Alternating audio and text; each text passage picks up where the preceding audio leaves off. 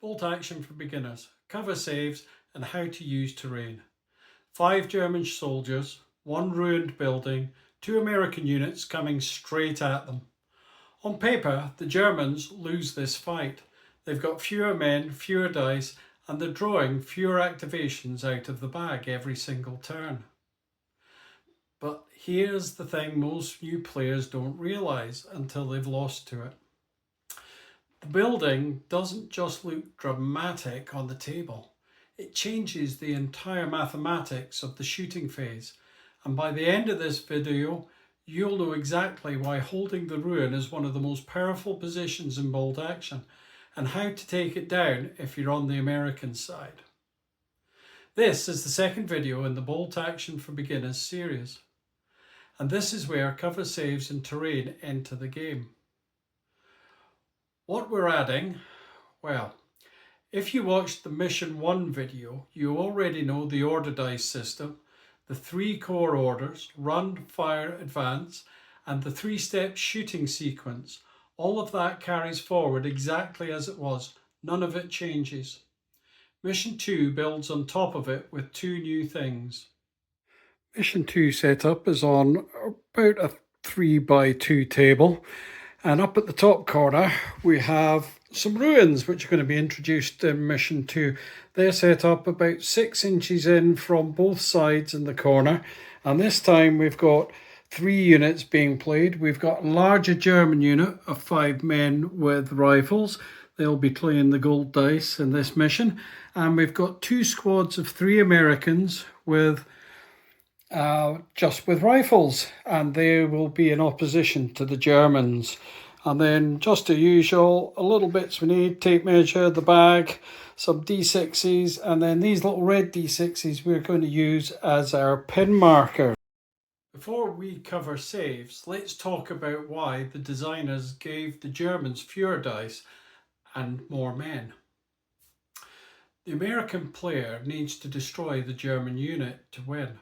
Just 1 unit, the same win conditions as Mission 1. The German player needs to destroy both American units to win. So, the Germans have a harder victory condition.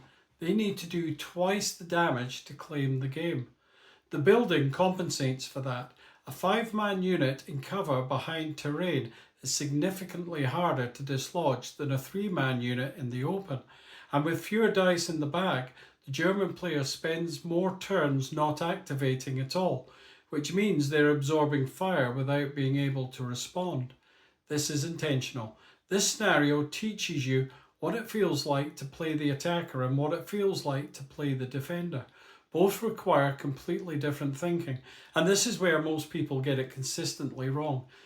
They play the American side aggressively, advancing straight at the building, and get shredded by cover saves before they can land enough kills to break the German unit.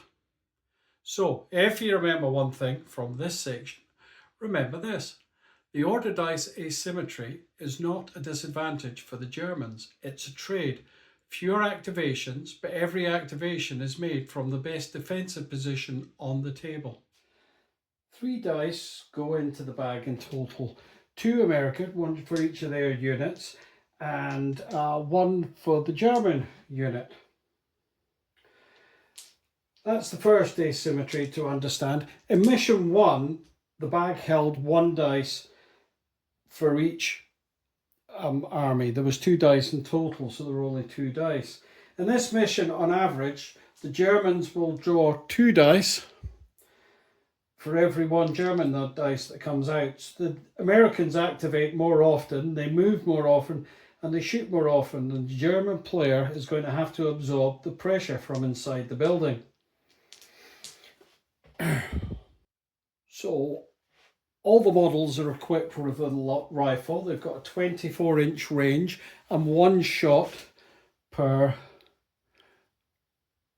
model, as we can see there.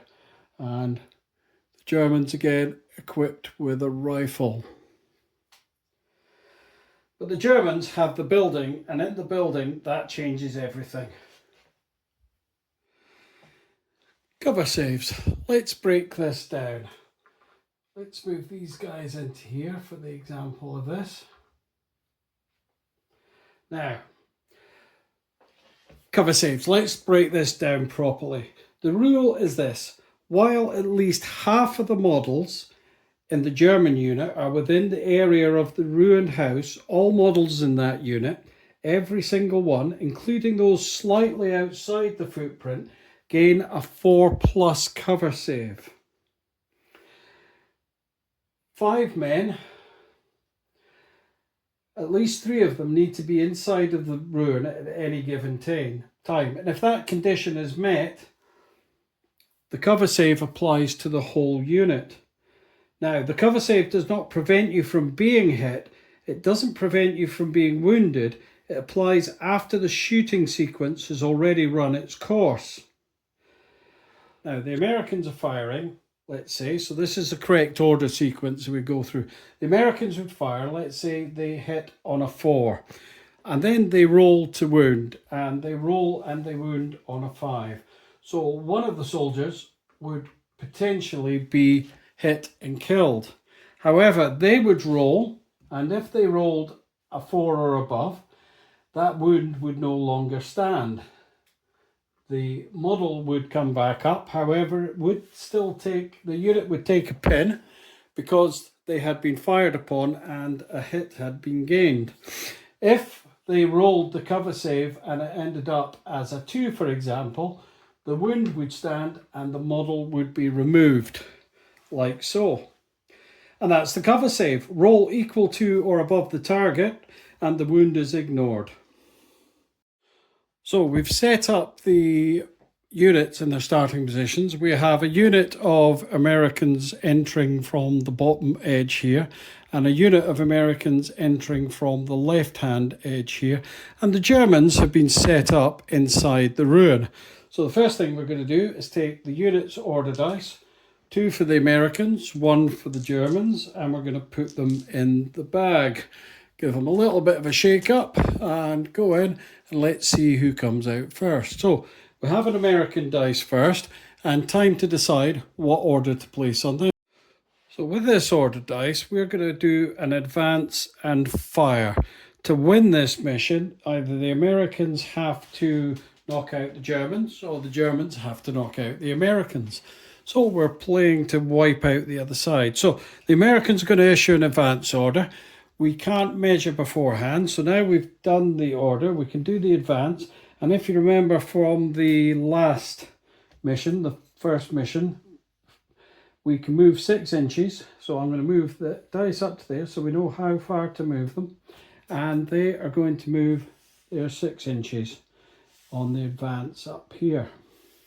Now, on an advance, we can also choose to fire if we wish to do so. And we're going to fire at the Germans in the ruins here. So the next thing we do is we measure range.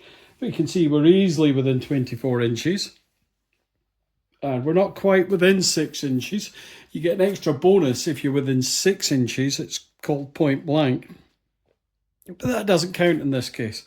So we're going to fire 3 shots. So we take 3d6 dice, give them a good shake. Now, normally they would hit on a 4, but because they moved, it's going to hit on a 5. So we're looking for 5s and 6s. And we got 1 5, so we've got 1 potential hit. Now, the Germans are regular, so to kill them, we would need to roll a 4+. We've rolled a 4+, so potentially the Germans have taken a fatal wound. However, because they're in cover, we can give them a hard cover save, which would be, in this case, hard cover is 4+. And they fail it, their soldier is going to die, and they're also going to take 1 pin. There we go. Mark the unit with 1 pin. And that would be that dice over, and then remembering back to mission 1, go back into the bag, let's pull a dice. It's another American dice.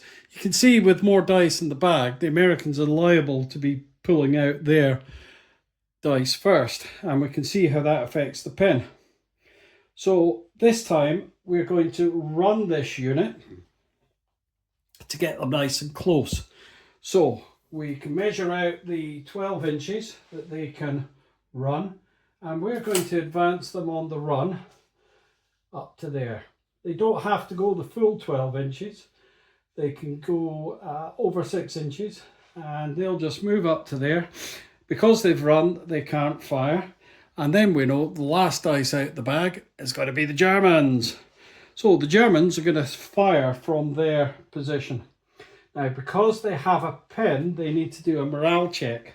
So they're going to have to roll 2 dice.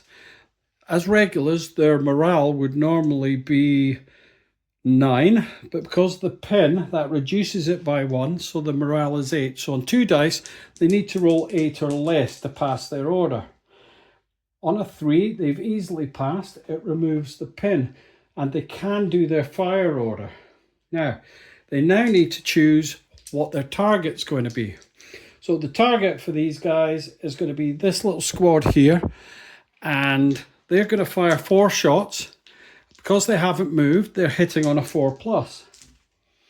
Wow, good shooting. They got 5 hits, and the Americans are regular, so we're going to kill them on a 4+. And the American unit has been wiped out with 1 shot.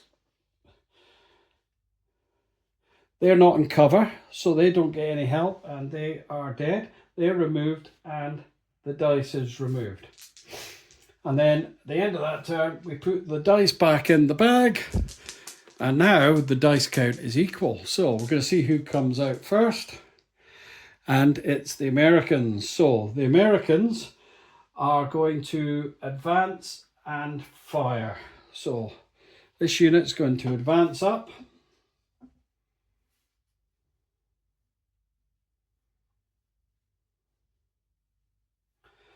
And they have 3 weapons that are going to fire at the Germans. So let's roll. Because they've advanced and fired, they're not going to be hitting on a 4. They're going to be hitting on a 5. However, because they are within 6 inches, they are within point blank. So they gain an extra +1 to their fire. So they would normally hit on 4s, but because they advanced, it would be 5s. But because they're in point blank, it comes back down to 4.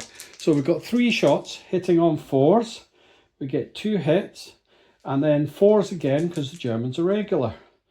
They get 2 hits. Now, this time, of course, because the Germans are in cover, they get to roll these 2 dice and see if they can pass a cover save.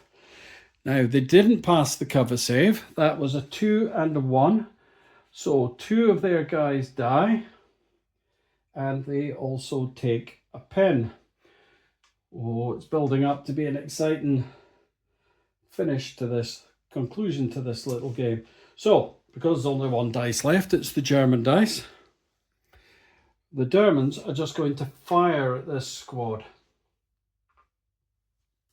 So, they need to pass an order.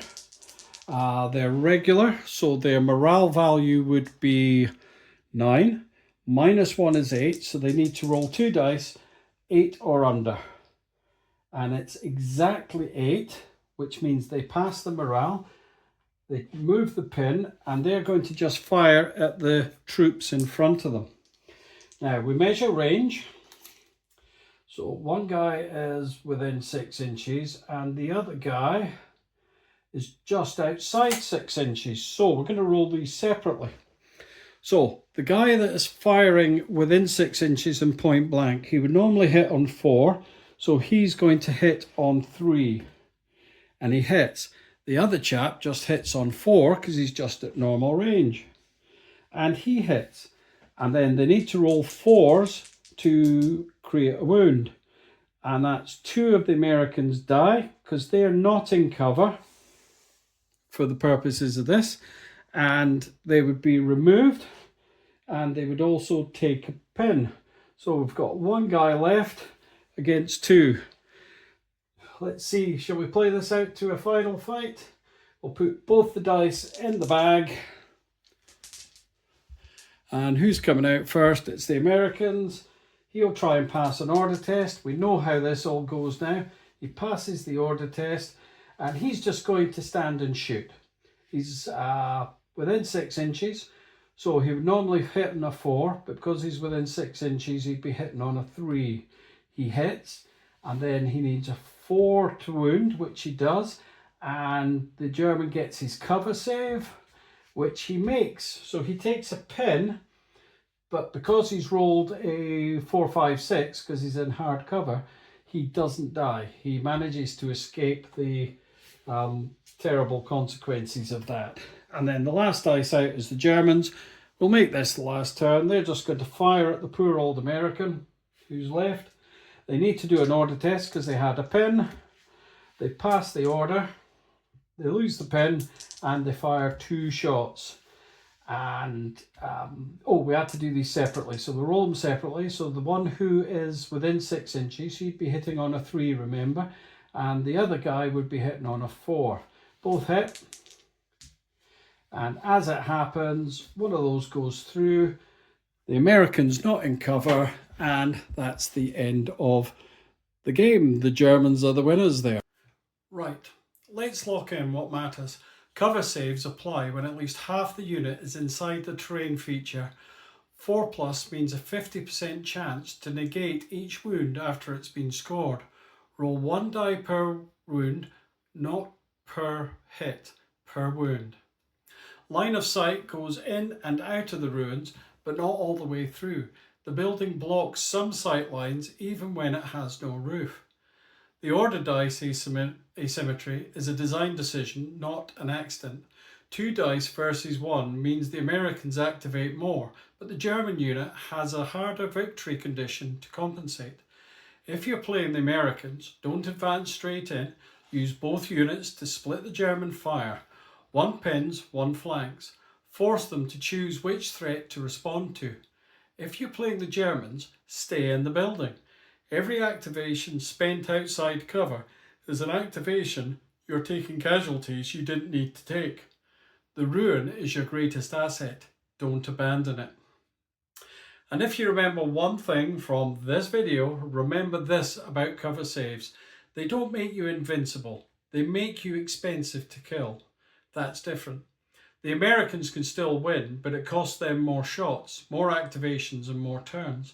And in a game decided by order dice drawn from a bag, time spent grinding through cover is time the Germans can use to chip away at your units in the open.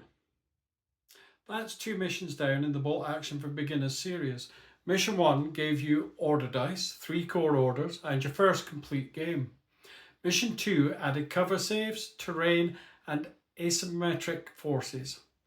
Mission 3 is where it gets deeper. More units, more terrain interactions, and the 3 orders we haven't touched yet: ambush, rally, and down. Each one adds a layer to how you read and react to what comes out of the bag. If you haven't watched Mission 1 yet, that's linked in the description. Start there. Everything in this series builds in sequence. And why not like and subscribe down below while you're at it to be instantly updated when the Mission 3 video drops. Got a question about cover saves or how you played out the mission?